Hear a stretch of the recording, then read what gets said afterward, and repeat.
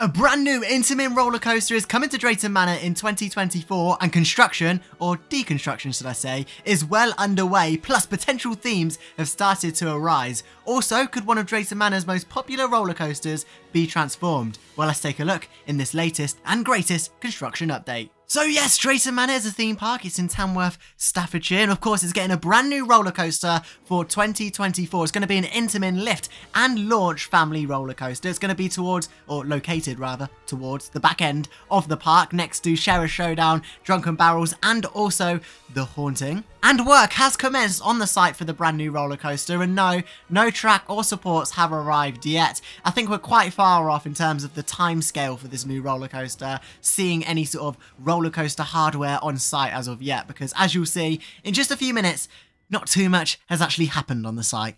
So here is the latest look at the construction site. Don't get too excited, I know there's a lot of rubble, so just calm down a little bit. But right in front of this construction site is where we would have seen Apocalypse standing tall on the skyline of Drayton Manor. To the right of it, you would have had like the photo collection point after the ride. And of course, you had the stairs going up. And if you go back quite a few years, if you jog your memory back, you may remember the big Apocalypse sign that used to be right at the front of the site. Don't really know why they removed that. I think it's for crane access or something like that, but they did remove that. And yeah, you had the stairways going up to the Apocalypse queue line. You used to choose whether you wanted to go and sit down or stand up. And of course, right to the right, all the way to the right, right to the right to the right, you would have had Pandemonium. Yes, it feels like ages since we lost Pandemonium. It was towards the back end of the 2021 season. And yeah, it's sort of one of those rides that I feel like everyone just forgot about. It was like, oh, it's gone. Okay, now I'm going to make dinner. But I loved Pandemonium. It was such a overhated ride in my opinion. Yes, I know the restraints weren't great on them, but if they had a better restraint design, then it could have been a very exciting and thrilling ride. But if you guys know what has happened with these two thrill rides, where they are now, has Pandemonium been sold on, well, where has Apocalypse unfortunately been scrapped to, then let me know down in the comment section down below. I'd love to hear where these rides actually are now. But heading over back to the construction of this new roller coaster, the new attraction will feature quite a low to the ground sort of layout with lots of bank turns and twists and helixes around theming items. Drayton have got quite a lot of space to play with this one. I think the station for this coaster will be towards the front end of the site, and then to the right of it you'll have like the photo collection point, maybe potentially some food outlets maybe, or even a merch shop or something like that. But I think the front of the site will definitely be the entrance, and then it will go around sort of the back end of the site and up towards the left, because they've got quite a lot of space with this one. They've taken out the old toilet unit as well, so they've got all of that space there to utilise. Now the potential colour scheme of this ride, I have no idea. I can't really tell you a colour scheme when we don't really have a confirmed theme. But talking of theme, there's been quite a few rumours going around. By quite a few rumours, I mean one major one, and I think this is probably the most likely. Obviously, yes, you guessed it already, a Western theme at Drayton Manor. Because of the ride surrounding it, we have Drunken Barrels, Sheriff Showdown, and the Haunting.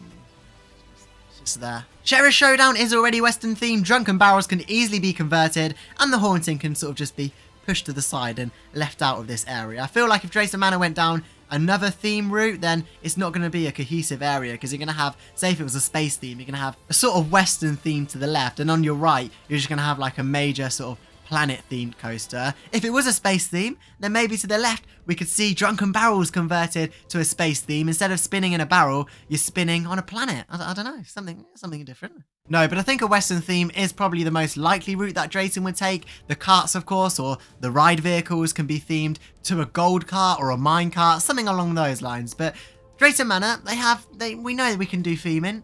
Why am I saying we? It's not like I work there. But yeah, the looping group owners of Drayton Manor, we know they can do theming. They did Adventure Cove back in 2021, Vikings in 2022, and yet in 2023, Vikings is still looking really nice. Like the planting's really grown and everything like that. So it's looking even better than it did in 2022. And they did a really good job with theming that up. So with a new coaster, with some investment, this is going to be a multi-million-pound project for sure. Let's just hope a lot of the budget goes towards theming and not just the ride hardware. But in terms of any groundwork happening on site, not much, to be honest. All that we've really seen is the removal of Apocalypse and Pandemonium and the land just being flattened, and that's pretty much it. It's still rubbly on the ground, no real footers or any hard construction like that has actually happened. So it's interesting that they want to open it in 2024, because there's another coaster just up the road, in fact, that's opening for 2024, and already most of the track has been installed. Talking of that particular coaster, click the link above you now, because that construction is a little bit more interesting, if I'm honest. Moving away from the new coaster just a little bit, new Drayton Manor signs have actually been installed, which look very nice with that new logo on. It's very big and bold when you enter the resort, with all the stars and all the swirls and, you know, very exciting when you head into the resort. What's interesting though for me is how they've removed the Thomas Land logo. Thomas, you'll be chewing out of Drayton Manor pretty soon. No, I just find it interesting how they haven't added the Thomas Land logo, because it's sort of their signature area of the park, and at one time they were heavily relying on Thomas Land to bring guests in, so it's just interesting how they haven't put it on the sign. Moving over to the main coaster of Drayton Manor, it's of course Shockwave, or 7-Up Shockwave, or Shockwave. There's many names for it, whatever you want to call it, but it's an Intamin stand-up roller coaster, the only one in the UK, one of 2 of Europe, and it's a great coaster, but it's getting old. With the new coaster at Drayton Manor being manufactured by a company called Intamin, could we see some sort of deal conjuring up at Drayton Manor in partnership with Intamin to build the new roller coaster and also throw some new trains on Shockwave? Now, Shockwave is a stand-up roller coaster. It's had the same train since it opened back in 1994.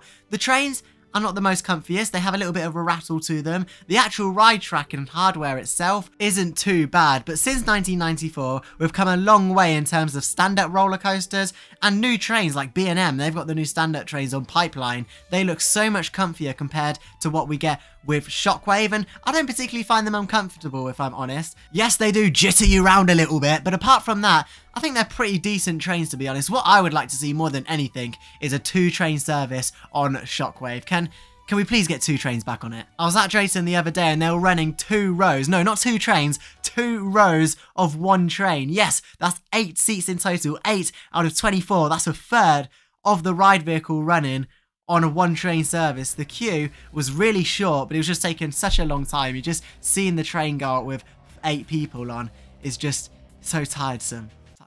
Is that a word? Tiresome? But anyway, we know Drayton Manor are going down the family route of things now, and a stand-up roller coaster with a height restriction of 1.4 isn't particularly family orientated in their view.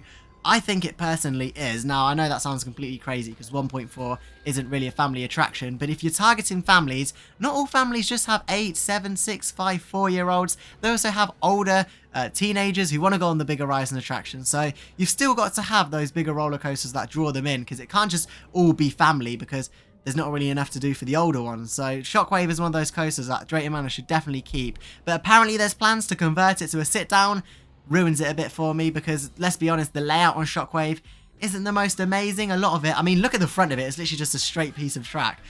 So having sit-down trains would take away from the unique aspect of standing up on a roller coaster. But if they're going to do it and lower the height restriction, I guess it makes sense for Drayton Manor, but it would just be a shame. So hopefully, if they are working in partnership with Intamin, they can create some new trains that really give Shockwave a new lease of life. I'd really like to see that, especially the same manufacturer that are working on the brand new roller coaster at Drayton Manor coming to the resort in 2024. It's very exciting times for this park. Looping Group are really investing into their asset. I mean, in 2021 we had the new area, 2022 new area. This year we haven't particularly had anything.